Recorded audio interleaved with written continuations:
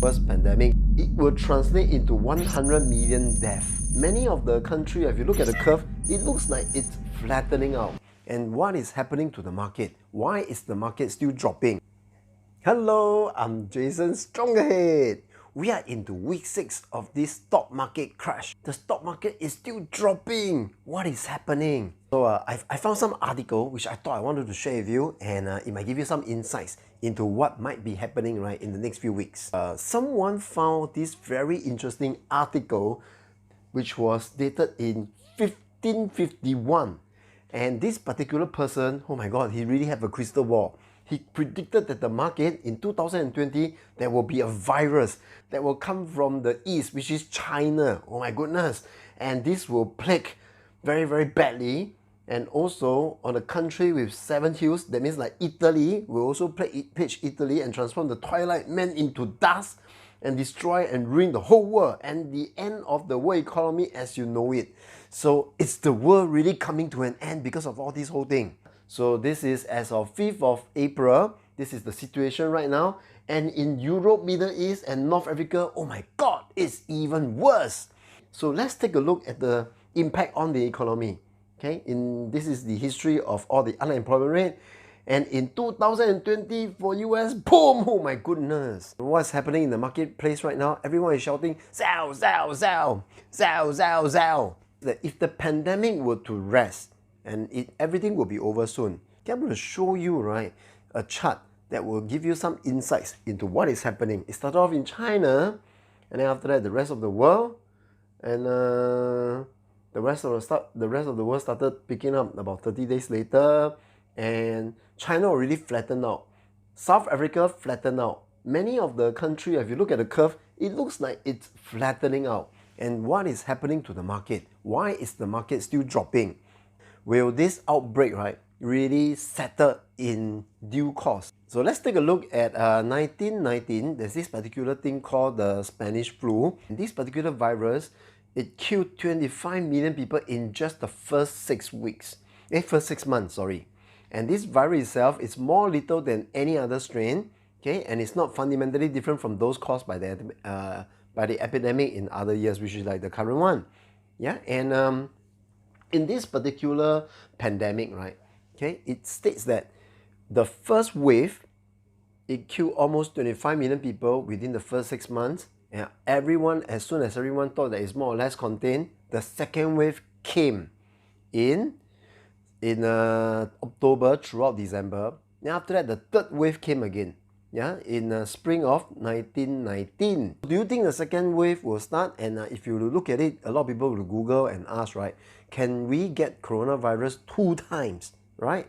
And do you think once it's contained, would it be worse again? So look at the news right now. Okay, mainland China see rise in new outbreak cases. Oh my goodness, right? I thought China is being contained. How come suddenly China got no more cases right now? And this particular pandemic right now, it's spreading and climbing into the Hall of Fame chart as one of the worst pandemic in the recent history, and the death toll is definitely climbing, right? Okay, worse than the Ebola, worse than SARS, right? Worse than H1N1, okay? Worse than a lot of other viruses over here. In view of the situation, if let's say really the current outbreak is going to mirror, right, the worst pandemic, it will translate into 100 million deaths. 100 million deaths. Oh my god, it's going to be a very, very sad day. All the people on Earth. And this outbreak, where is it going to end? Some people is predicting that it will be at least, right, 12 to 18 months if the vaccine is out. If let's say somehow we have natural immunity, right, and it will take about 2 years for us to develop the natural immunity. So this is going to be a long stretch. That means the economy will be greatly dragged down. So some people are saying that because of this outbreak, many people now finally see that globalization may not be a good thing. So it may call for the end of globalization. If the pandemic definitely caused the stock market, right, to correct, but when is the bottom? So I'm not calling for a bottom. I'm just using the Spanish flu that happened in 1917 to 1918. Okay, so during that period of time, the market this pandemic did cause the market to have a correction of about 3.47%.